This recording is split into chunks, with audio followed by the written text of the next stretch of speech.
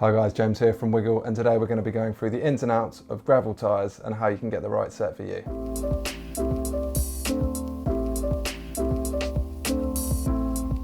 So the reason why it's so hard to choose the right gravel tyre is because there is such a big spectrum of tyres to choose from. So the category basically falls in between the two wheels that I've got here. So everything between this slick Conti 5000 road tyre all the way up to this chunky 2.4 WTB Trail Boss. So as you can imagine, there's a huge array of tyres between these two extremes, and we're going to try and help you get the right one for yourself. So the first thing to consider when buying the right gravel tyre is the sort of terrain that you're going to be using the tyre on. And the tricky thing is with gravel riding, you might be riding a whole different array of terrains in the same day, but we're going to try and help you work out what's best even in that scenario too. So we're going to break this up into 5 categories, starting from the least aggressive to the most aggressive style of riding. So category 1 is just a step above road riding really, so it's when a road bike just becomes a bit jarring. So this can be really bad quality roads, cobbles and rough paved surfaces. So you might just get away with this with a road bike, but you're going to be more comfortable with gravel specific tyres. So if you're mainly looking to ride in that category 1 scenario, we'd recommend something like the Panaracer Gravel King 32C. This just offers a little bit more tread than your average road tyre, so that's just going to help you maintain grip on those rougher surfaces. It's also a few millimetres wider than on a road bike, so that's just going to give you more air volume in the tyre, and it's the added volume that gives you that smoother, plusher ride. This volume is just going to help mute out some of that kind of extreme road buzz that you'd get, so the kind of jolting that you get through your wrists and up through your saddle. The tyre is also just going to be a lot more burly than your average road tyre. If you're riding any sort of gravel bike or terrain, we'd completely recommend going tubeless. This obviously stops you from getting pinch flats as there's no inner tube in the tyre. It stops you from getting any normal puncture flats, which obviously you're going to have much more chances of getting on a gravel ride. And it also lets you ride the tyre at a lower pressure, which is going to give you increased comfort and grip. So the second category is completely unpaved, but it's going to be very smooth dirt tracks during summer. So well-used tracks around town, old railway lines that are now used for bikes. And sometimes this surface might actually be smoother than grade 1, but it's going to have loose dirt on top, so it's going to be a lot more washy. If you're looking to ride this sort of terrain, most of the time we'd recommend going for a tyre similar to something like the Hutchinson Overide 738C.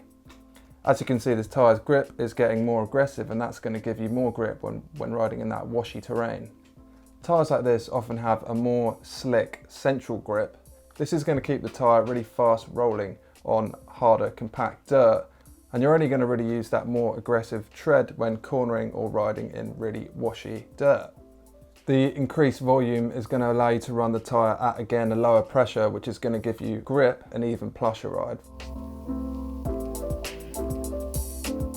So category 3 is where we actually start getting onto proper gravel, and you might have some fine loose gravel on top of a hard packed surface.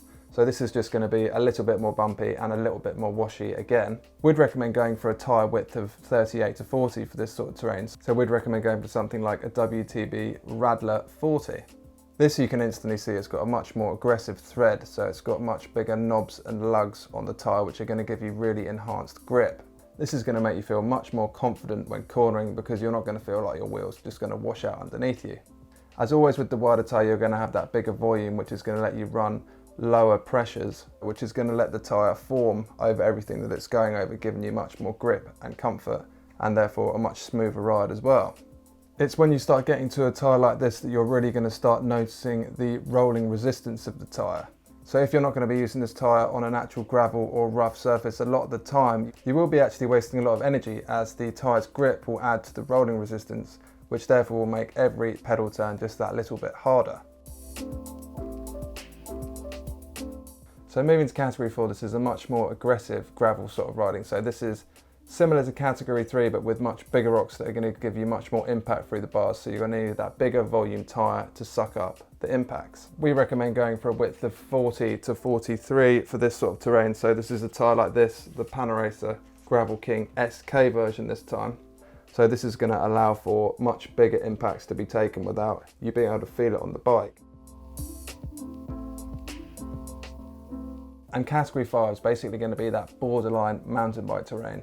It's going to be that real rough end of the spectrum with big roots, maybe even small drops and some really big obstacles that may get in your way. This we actually recommend dropping down from the 700C wheel size that we've seen in every category before down to a 650B or 27.5 inch wheel size. This actually gives you much more volume in the tyre, but also gives you the same circumference that you'd have if you were running a 700C rim. All this extra volume lets you run the tyre at a much lower pressure, which means that you're going to get a much more forgiving ride when riding over rougher stuff, which is going to give you a much more plush, comfortable, smooth ride. It is definitely worth noting though that not all bikes are designed to run this setup, so make sure that your frame's compatible to run 650B wheels. And when you're running tyres this wide, it's really worth checking that you've got the frame clearance for it, as the tyre can actually rub on the seat tube, the seat stay or the chainstay. So I hope that's a really good start to helping you choose the vast array of gravel tyres that are out there. Where do you ride gravel and what's your favourite tyre for it? I'd love to know in the comments below. Thanks for watching and I'll see you next time.